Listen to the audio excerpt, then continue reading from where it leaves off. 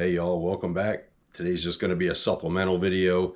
We got our crankshaft rebuilt for our RM125 project.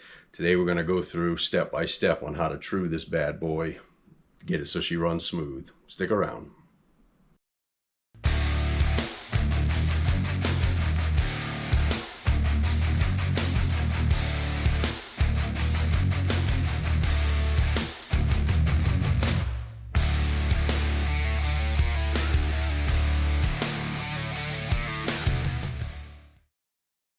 All right, so we got our crankshaft rebuilt, and now there's no guarantees that this thing is going to be 100% aligned properly. We used our crankshaft alignment jig that we built here in the shop, and it's going to get it really close. Now we just need to do the little fine tuning. If you want to see how to build that jig, I'll put a link down in the description. Now we also have this truing jig. This was also an in-shop build. You don't necessarily have to have something like this with the bearings. You could get some V-blocks notched out just so you can set your crankshaft in. So some tools you're going to need for sure is obviously some V-blocks to support the crankshaft. You're going to need a dial indicator and a brass hammer. This is going to be the minimum. Now when we get into it, there's other things that you may possibly need, and I'll explain that as we go. So what are we looking to do here? So we've pressed this crankshaft together. Looking at it by eye, this thing looks perfect, just like it came out. However, there's a couple of different issues that could happen while pressing this together. One, your webs are not perfectly true to each other. In other words, they're cocked or offset, and it doesn't take much. Secondly, the webs could be either spread or too tight together. So what we need to do is take some measurements and see how true this crankshaft is running, and then make our adjustment from there. So if you're looking at this, you can see the end of this crankshaft is moving up and down. So there's definitely some truing that needs to be done.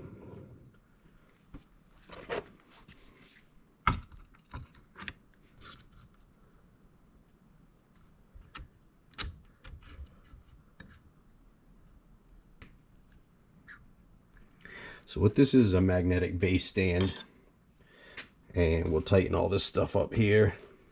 What we're going to do is turn this and watch this needle.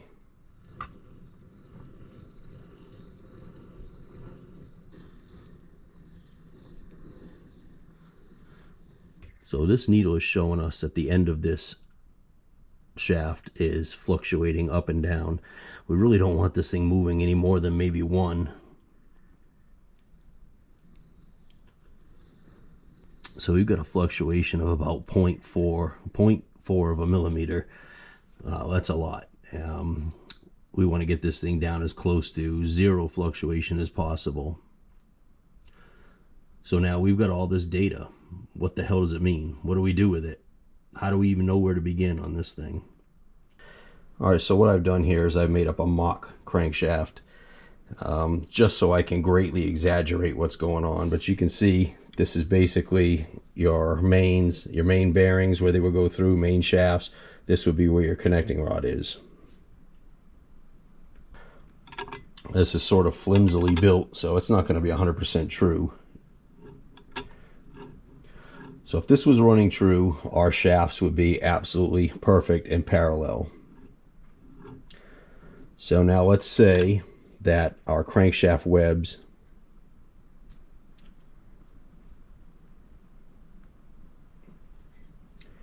are off like that. Now of course this is going to be extremely exaggerated. It does not take much on a crankshaft, but I want you to see what's going to happen here. So when we turn it, you can see this shaft on this side going up and down.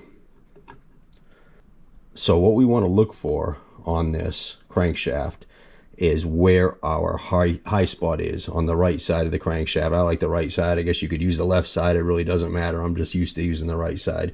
Sometimes using two dial indicators makes it easier as well. But what I'm looking for is where my high spot is. What position is the crankshaft in when I'm reading my highest spot on the right side. So if we rotate this,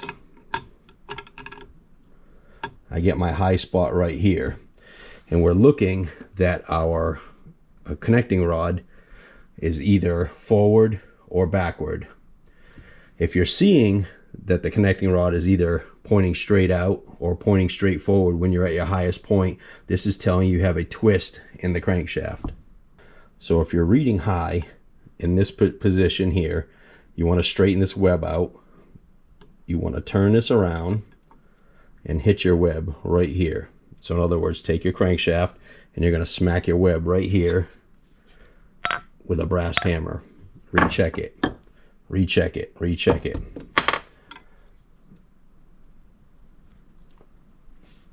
So now if we go opposite, I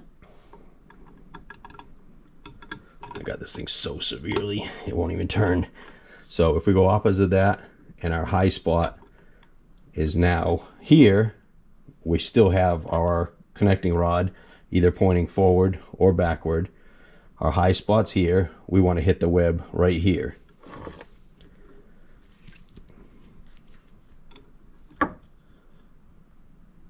So hitting the web right here will straighten this crankshaft out. So technically, you hit it here and it straightens it out. I hope that makes sense. So now, okay, now we're another scenario.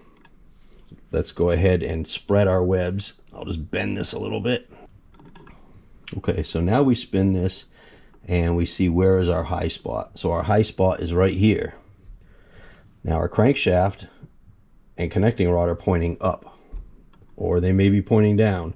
It's not, the high spot is not forward, the high spot is not backward. Our high spot is here. That's telling us, obviously, that our webs are spread.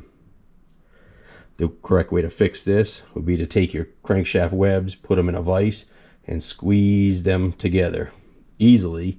Recheck it. It's always better to do small things, recheck, small, recheck. All this is very, very fine tuning. And vice versa. Our webs are too tight on the inside. Now when we roll it forward, our high spot shows that our connecting rod is facing straight down. That's obviously telling you that your webs are crushed together.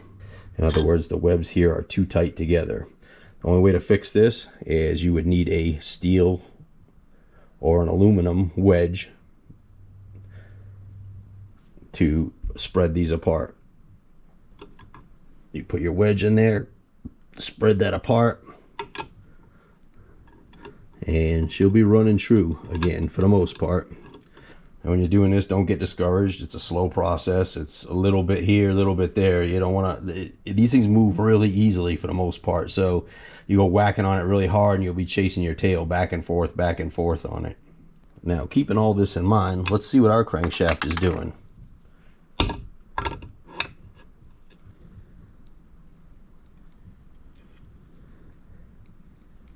So you're seeing it? Where are we seeing our highest spot? It's like right about there. What do we got to do to fix that? Now remember, if your connecting rod is all the way at the bottom and you're getting your highest reading here, that means that our webs too tight in here. We need to spread this open. Keeping the crankshaft all the way at the bottom, just going to hit our wedge. And let's take another look, see if we made any progress.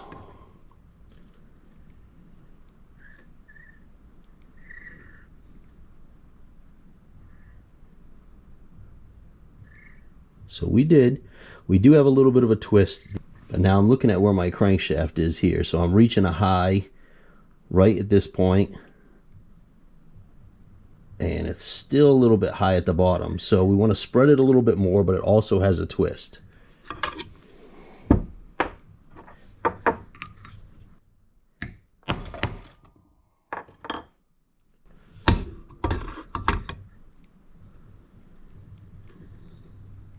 And again, these numbers don't matter where they are. It's, you could zero this out, but this crankshaft actually slides back and forth a little bit, so it's not really going to matter. What I'm looking for basically is just my highest point of measurement.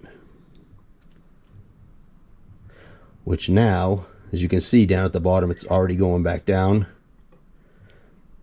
Now we have to fix our twist.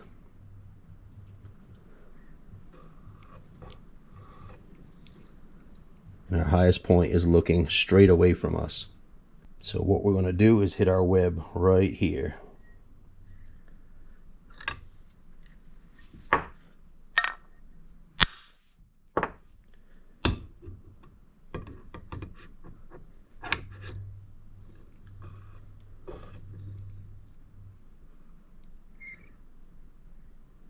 Need some more.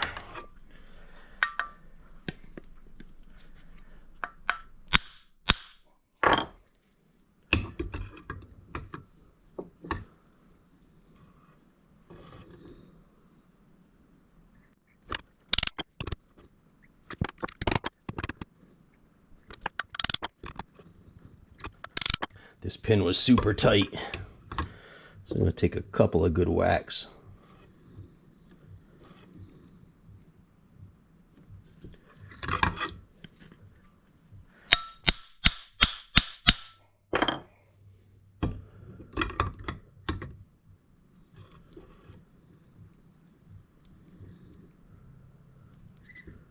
Definitely getting closer.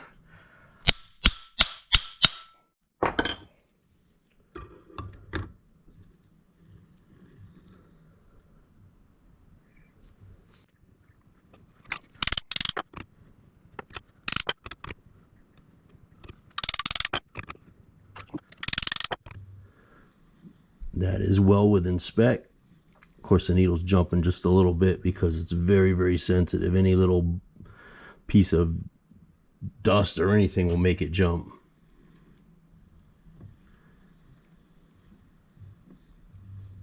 So the pin on this one was super tight. I had to hit the heck out of it to get it to move. Some of them move a lot easier than that. But I hope I was able to demonstrate the proper procedure for truing one of these crankshafts. It's not that difficult if you just kind of keep that model in mind on how that works, or refer back to this video just to see where you need to hit this crankshaft. But it makes it real super easy to do these things. You can get them right in pretty quick. Now I'm going to go ahead and flip this crankshaft around. Technically you want to measure on the farthest out point of the crankshaft. I can't do that on this side because it's got splines, so I'll go in just a little bit, but I'm going to take a quick measurement there. I have a feeling it's going to be right in spec, right where it needs to be. This crankshaft will be good to go, and we'll get it back in our RM125 and get this thing running again. Hope I didn't go too fast on this.